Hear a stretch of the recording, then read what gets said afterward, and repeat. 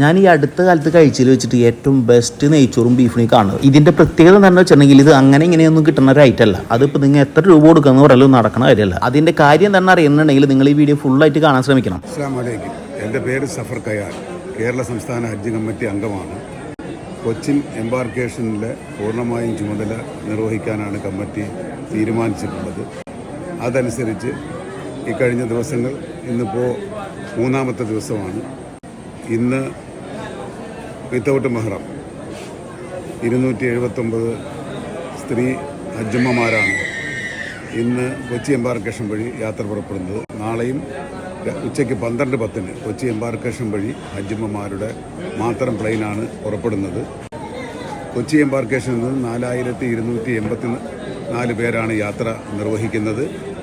June 9 വരെ കൊച്ചി എംബാർക്കേഷനിൽ നിന്നും യാത്ര ഹാജിമാർ, അതിനുള്ള ക്രമീകരണങ്ങളും സൗകര്യങ്ങളും എല്ലാം സംസ്ഥാന ഹജ്ജ് കമ്മിറ്റി ഇവിടെ ഏർപ്പെടുത്തിയിട്ടുണ്ട്.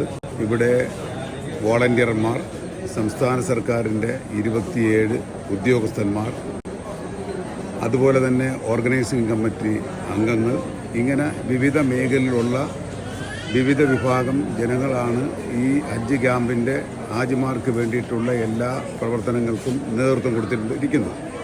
എല്ലാവരും ഒരു മനസ്സോടുകൂടിയാണ് ഈ പ്രവർത്തനങ്ങളാകെ ഏർപ്പെട്ടിരിക്കുന്നത്.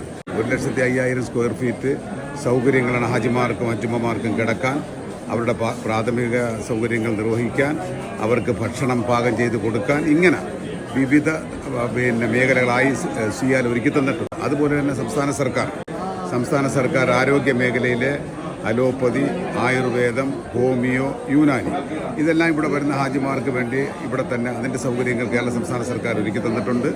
ആരോഗ്യ മേഖല ഒരുക്കി തന്നിട്ടുണ്ട്. അതുപോലെ പോലീസിൻ്റെ എല്ലാ സേവനങ്ങളും ഇവിടെ ലഭ്യമാക്കിയിട്ടുണ്ട്. ഫയർഫോഴ്സിൻ്റെ സേവനങ്ങൾ ലഭ്യമാക്കിയിട്ടുണ്ട്. ഇങ്ങനെ എല്ലാ ഏജൻസികളും ഈ മഹത്തായ സംരംഭം വിജയിപ്പിക്കുന്നതിന് വേണ്ടി ഒരു പരാതിയുമില്ലാതെ ഹാജിമാർക്കും ഹജ്ജമ്മമാർക്കും അവരുടെ കർമ്മം പോയി നിർവഹിക്കുന്നതിന് എല്ലാ സൗകര്യങ്ങളും ഈ രൂപത്തിൽ കേരള സംസ്ഥാന ഹജ്ജ് കമ്മിറ്റിയുടെ കീഴിൽ എല്ലാവരും ചേർന്ന് ഒരുക്കി തന്നിട്ടുണ്ട്. അതോടൊപ്പം തന്നെ കേരള സംസ്ഥാന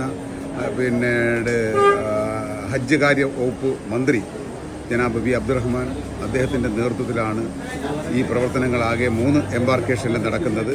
മുഹമ്മദ് ഫൈസി, അദ്ദേഹമാണ് ഹജ്ജ് കമ്മിറ്റി ചെയർമാൻ. അദ്ദേഹത്തിൻ്റെ കൂടെ നേതൃത്വത്തിലാണ് സംസ്ഥാനത്ത് കണ്ണൂർ, കോഴിക്കോട്, കൊച്ചി ഈ 3 എംബാർക്കേഷനിലും കൂടി 18,000 ഹാജിമാരാണ് ഈ വർഷം ഹജ്ജിനായി പുറപ്പെടുന്നത്. കേരള ചരിത്രത്തിൽ ആദ്യമായിട്ടാണ് ഇത്രയും അധികം ഹാജിമാർ ഒറ്റ വർഷം യാത്ര ചെയ്യുന്നത് ആദ്യമാണ്.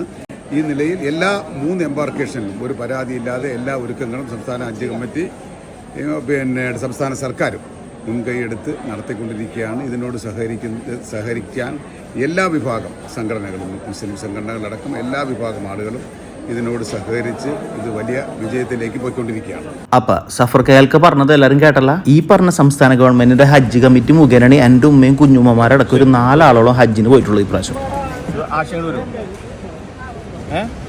അവരെ എയർപോർട്ടിൽ കൊണ്ടുവന്നാക്കാൻ ഞാനും നസ്റും കൂടി പോയപ്പോൾ കണ്ട കാഴ്ചകളാണ് ഇന്ന് നിങ്ങളെടുത്ത് പങ്കുവെക്കണം. അതിന്റെ കാരണം എന്താണെന്ന് വെച്ചിട്ടുണ്ടെങ്കിൽ ഈ ഒരു 35 വർഷമായിട്ട് ഈ സംസ്ഥാന ഹജ്ജ് കമ്മിറ്റി മുഖേന പോകുന്നവർക്കുള്ള ഫെസിലിറ്റീസിനെ കുറിച്ചുള്ള ഒരു കാര്യം എനിക്കറിയില്ലായിരുന്നു. അപ്പൊ ഇത് കണ്ടപ്പോൾ ഇതിന്റെ വിശേഷങ്ങൾ നിങ്ങളിലേക്ക് കൊണ്ട് എത്തിക്കണം എനിക്ക് തോന്നി. ഇതാണ് എൻ്റെ ഉമ്മ. 2ാമത്തെ പ്രാവശ്യം ഹജ്ജിന് പോണത്. ആദ്യത്തെ പ്രാവശ്യം പോയത് പ്രൈവറ്റ് ആയിട്ടാണെങ്കിലും ഇപ്പൊ 2ാമത്തെ പ്രാവശ്യം പോണത് ഈ സംസ്ഥാന ഗവൺമെന്റിന്റെ ഹജ്ജ് കമ്മിറ്റി മുഖേനയാണ്. കാരണം എന്താണെന്ന് വെച്ചിട്ടുണ്ടെങ്കിൽ പ്രൈവറ്റിൽ പോകുന്നതിനേക്കാളും വളരെയധികം ചെലവ് കുറവും അതുപോലെ തന്നെ വളരെയധികം ശ്രദ്ധയോടും സജ്ജീകരണവും കൂടിയാണ് ഓരോ ഹജ്ജുമ്മമാരെയും ഹാജിമാരെ അവിടെ നിന്ന് യാത്രയാക്കുന്നത്.